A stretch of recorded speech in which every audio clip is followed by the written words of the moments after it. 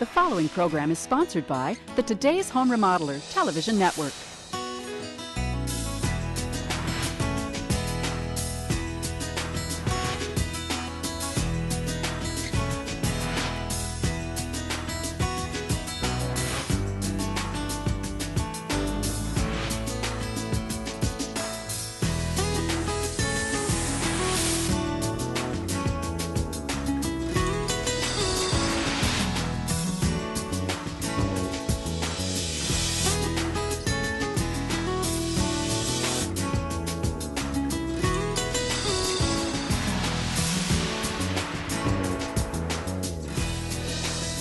Welcome to today's Home Remodeler. I'm Stuart Keith, and on today's show, we're walking through a lower level remodeling project and replacing an 18-year-old furnace. We'll begin with our heating and cooling specialist, Larry Hacker from Temperature Systems, who explains how these homeowners are using their lower level project to create a more comfortable living environment throughout their home. And later in the show, we'll visit a pole building that uses a ductless split heat pump to efficiently heat and cool its woodworking shop inside. So we have a lot to cover today, and we'll get started right after these messages.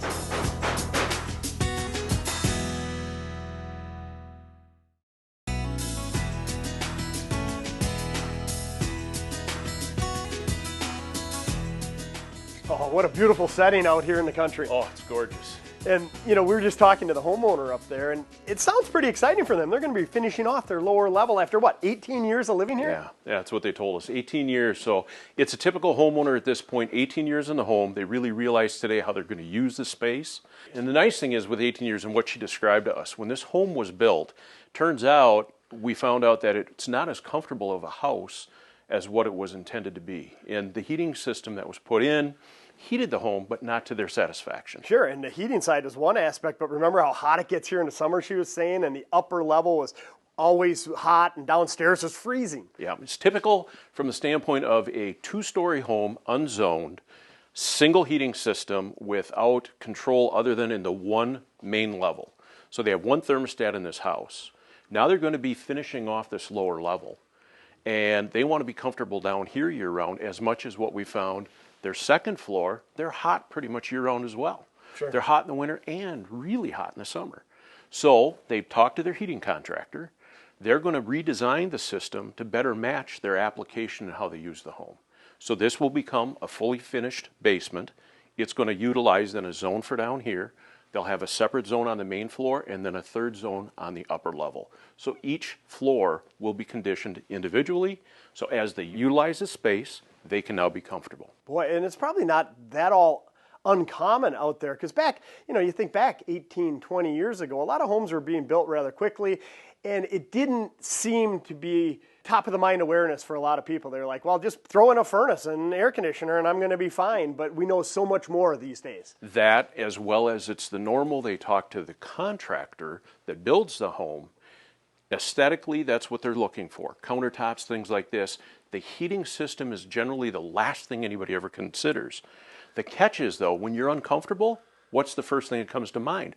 We built this big, beautiful house, but I don't like the temperatures on the second floor or the lower level. Or that far bedroom or down in the basement and stuff. So really what we're saying is it should be one of the first aspects of home ownership and new construction or remodeling. Get it designed properly so that you're comfortable in your home and let aesthetics take care of themselves. Yes, the usage of the home really needs to be explained to the heating contractor so they can better design the proper system for how they're going to live in the spaces.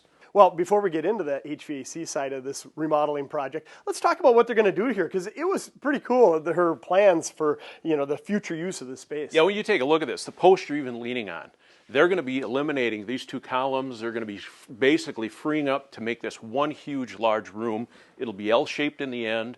Sounds like because they now work from home, their lifestyle's changed a bit. They're going to be making an office area down here as well. So again, they need to be comfortable all year round, not just periodically when they're down here. This is becoming an occupied space for them basically all of their working hours as well. Sure, and I know their kids were excited because they get to have a comfortable space rather than, hey, go play downstairs. Now they can come down here and be comfortable. They would be wanting to be down here. Exactly. Now, again, their family has grown, they're aged, they want to have the kids over. They're going to be utilizing this space as well. So again, more importantly, to get it finished and comfortable the way the homeowners really are going to be utilizing this space. So it seems to me what you're saying is when you're finally getting around to finishing off your lower level, make sure you first talk to your heating contractor and then talk to your remodeler about your plans and your comfort issues. And ideally bring those two together, because that's going to key what are they going to be redesigning for the structure. That comes into play for what the heating contractor is going to need to do as well. And they need to work together in order to make the system come together and come alive for the way they want their home to be used. Sure, and home, not just the new addition. Correct. The good news is you can take care of all those issues with a properly designed system. Yep, for sure. Let's go take a look at what was in here to begin with. Stuart, you can see here what they have currently. Typical 18, 20 years ago, single stage, 90% gas furnace. Sized for the home, but yet as we talked with the homeowner, it's not giving them the comfort they expected out of this house that they've built.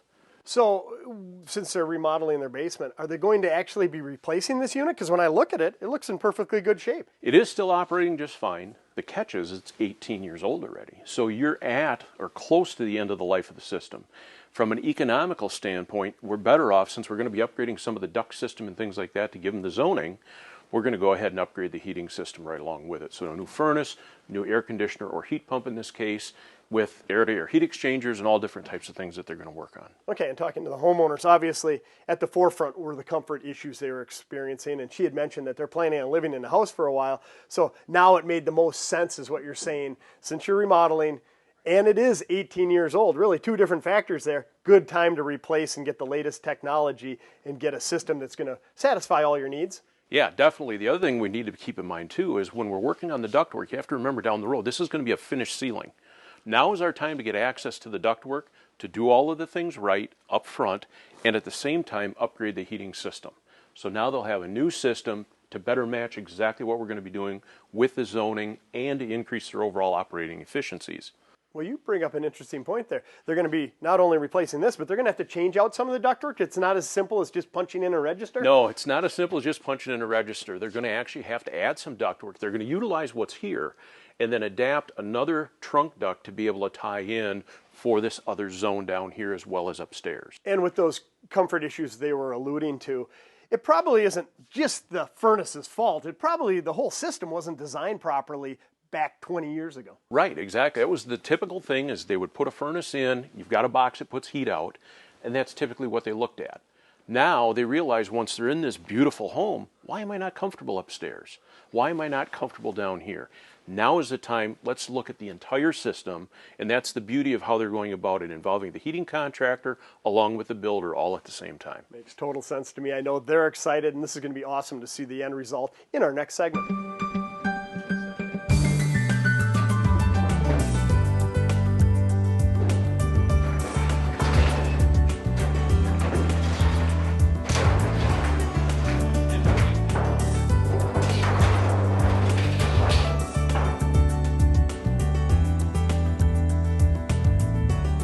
And now, here's another energy-saving idea with Rockweiler Insulation.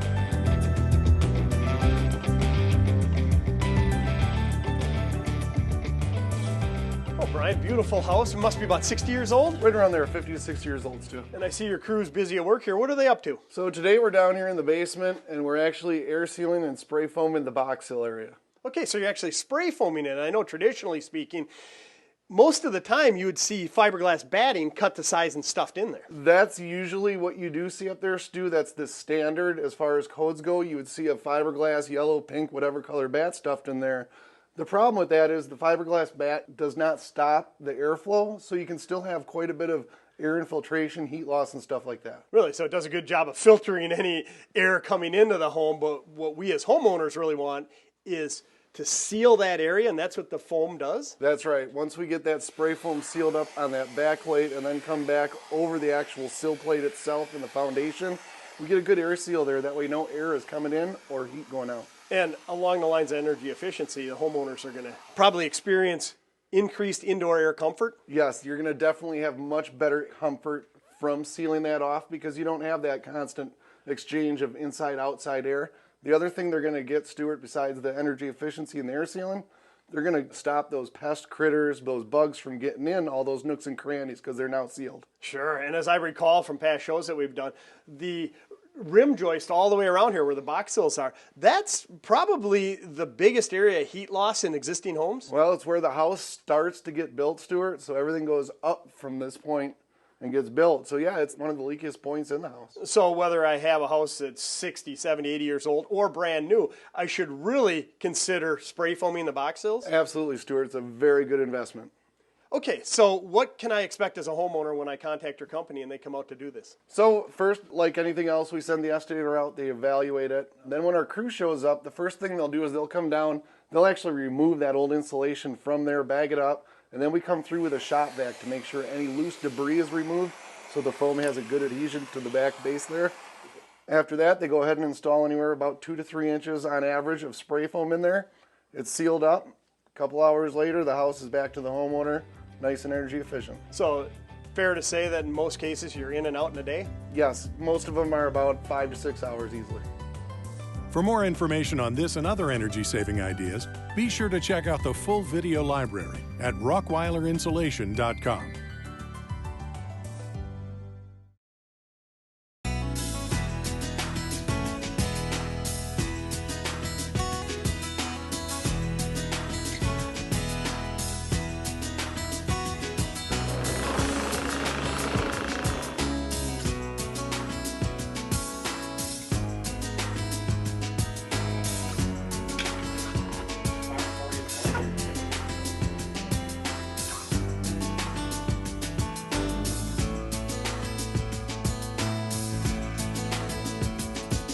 Oh my gosh, Larry, what a transformation of this lower level. Yeah, it's beautiful. Let's see what we're able to do with this. You know, we explained a little bit earlier about all of the temperature control issues they had. Look at this beautiful product that they now ended up with. Yeah, it was awesome talking to the homeowners, and honestly, it far exceeded their expectations. Their indoor air comfort issues have now been solved. Yeah, with this type of a house, obviously 20 years old, what they saw, they've now experienced and lived in it. We waited a little bit to come back to look at this portion, but it's clear they're comfortable down here when they're watching the TV, when they're exercising, using the various spaces. They're really enjoying the finished product that they now have. And what a beautiful job the heating contractor did. It really blends in nice with the aesthetics down here. Yeah, I mean, you look around and the possibilities are endless with so many homes out there, and everybody talks about finishing off a lower level.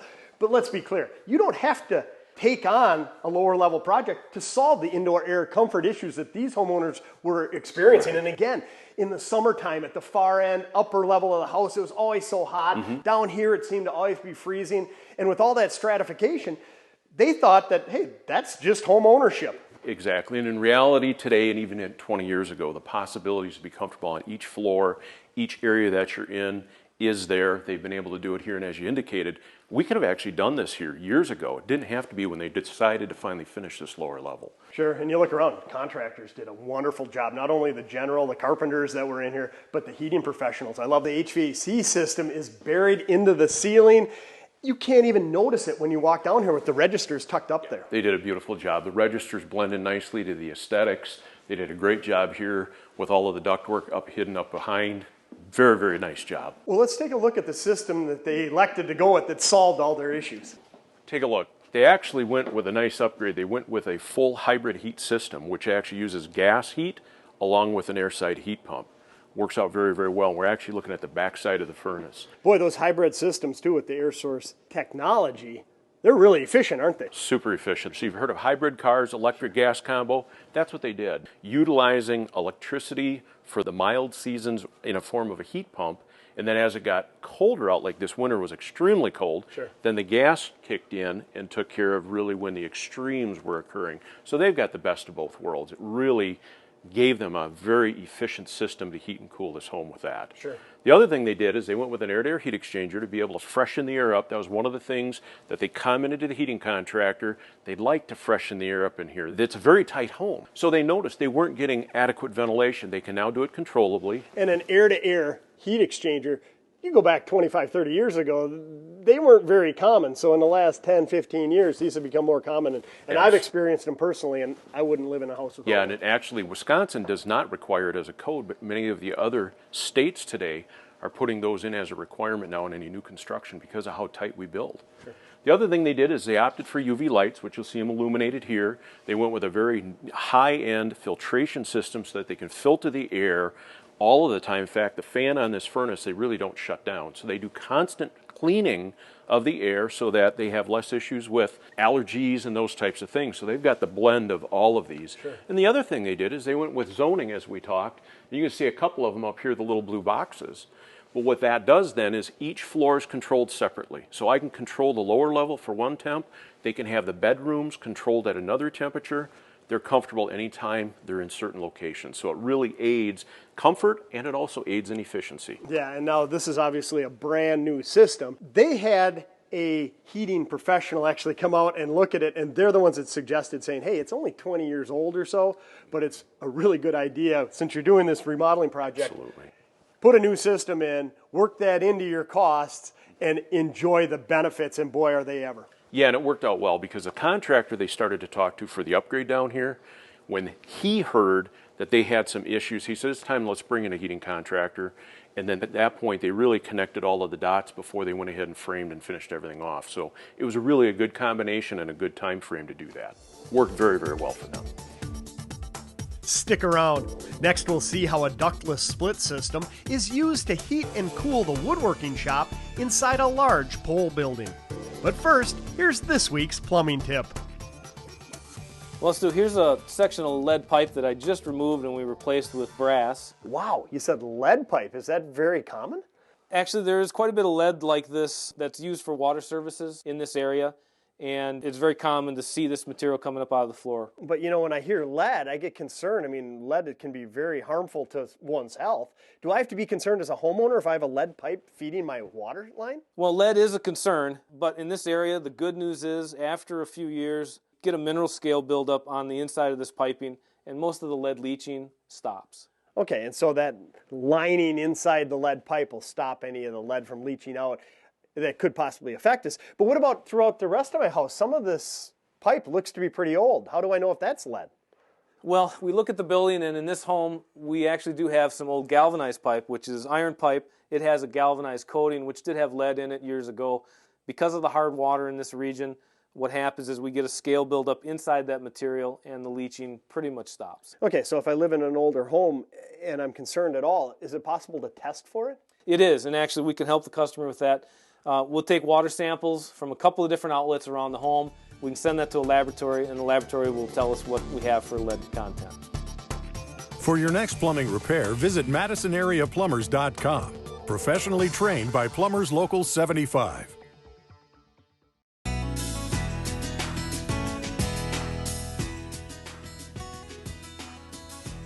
Larry, what a beautiful fall day, and what a gorgeous setting out here. It is, it's beautiful here. This application is pretty cool. They built a 3,000 square foot pole building.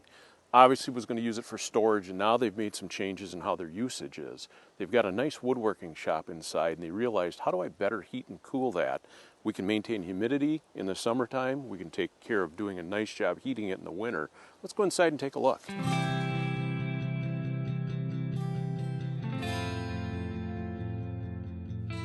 Oh, Larry, this is a nice shed in here. I can see why they spend a lot of time here. Yeah, it's gorgeous. They did a really nice job on this. And you can take a look. This is the application. They've built a shop, and what was happening is they needed to be able to condition that spring and fall and over the summer and the winter. This whole building is heated right now with in-floor. And the catch is now that they've started to utilize it, they're realizing in the summertime, if you want to be out here in July, it gets pretty hot and stuffy in there and humid. It's a woodworking shop. We want to maintain humidity and temperature. So we've looked at the application and came up with the best choice, which is to put in a ductless split heat pump. So it's going to be able to cool in the summertime, dehumidify well, and in the wintertime heat. Even though we've got in-floor heat, we can temper that a little bit warmer, make sure they're comfortable, since this is just storage. Wow, and I can see, you know, obviously they have kids out here, a batting cage. Yeah. During the wintertime, you probably don't want it 70 degrees out here anyways. You probably want it in the low 60s.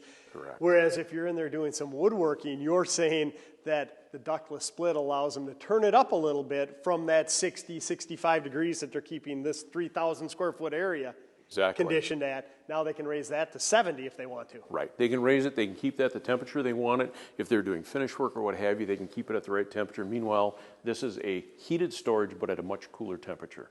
Seems to me that's a perfect application for a ductless split system. Where else are they popular? Oh, they're popular in many, many areas. The nice thing with these is they're so flexible. You've got a small area like this, maybe you've got a loft. If you're getting into a home today, if they've got a sunroom, any area where they really initially planned on only maybe 3-season type porches, now you can go ahead and condition this where you can use it year round. That's the flexibility of the ductless split systems.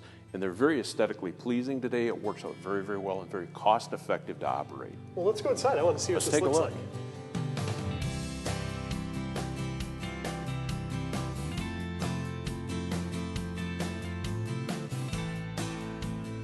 What we have here is actually the indoor section. This is kind of the heart of the whole system. This is actually right now operating in the cooling mode. You can see it's set for 72 degrees, and you can hear how quiet it is. It's actually pumping the air out right now to cool the space and dehumidify it as we're standing here.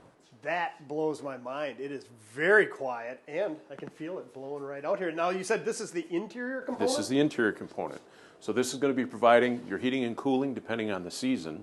And then outside we have an outdoor compressor section, which is exchanging the temperature with the outdoor air, whether it be in the wintertime pulling heat from the outside. Even if 15 degrees outside, there's heat available, and it's moving it in here. Or in the summertime, we're extracting the heat from in here, moving it outside. So is it fair to say this system, we talk about it being an air source heat pump, it's very similar to geothermal, but it's above ground? Correct, yeah. Instead of exchanging the heat with water and geo, we're exchanging it with the air temperature outside. Much like your refrigerator at home, you can stand there and you can actually feel the heat when it's operating blowing across your feet. That's taking the heat from inside the refrigerator, pushing it outside. We're doing the same thing here. We're taking the heat in the wintertime from the outdoor cool air and bringing it indoors. Makes total sense to me, and what a perfect application here for it, because you said it'll also dehumidify in the summer months when it's air conditioning, and I know as a woodworker myself, moisture in wood, it starts to move, and this is going to stabilize it. Correct. Stabilize it. Humidity control is key there.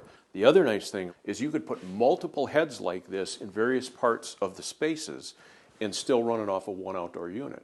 And control it individually? Control it individually, so you can do zone temperature. So as we looked outside this space, maybe they wanted down the road make a bar area. They could have that separately controlled from the shop. So they can do two different things that way. It works out very, very well.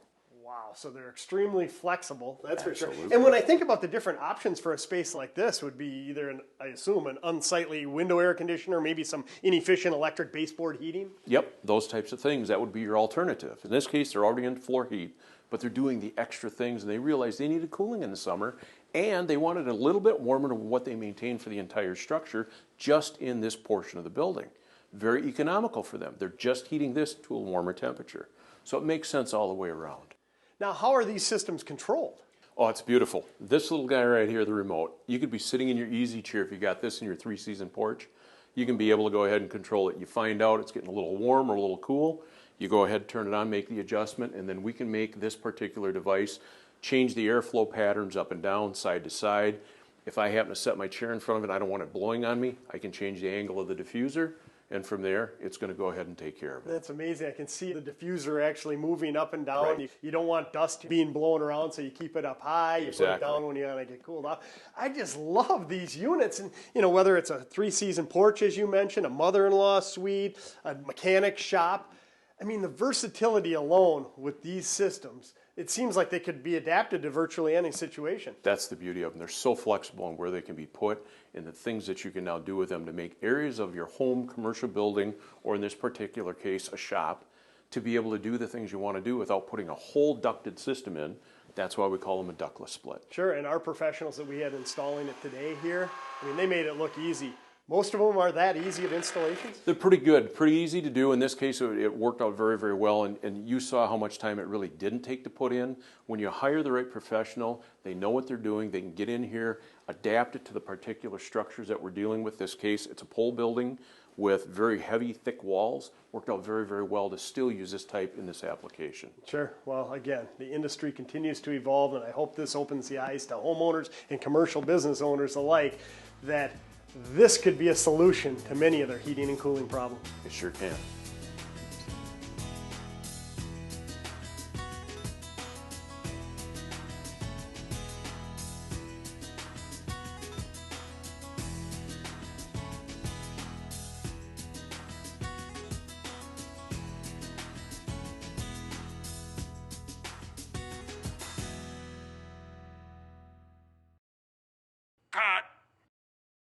The preceding was a sponsored program, furnished by the Today's Home Remodeler television network.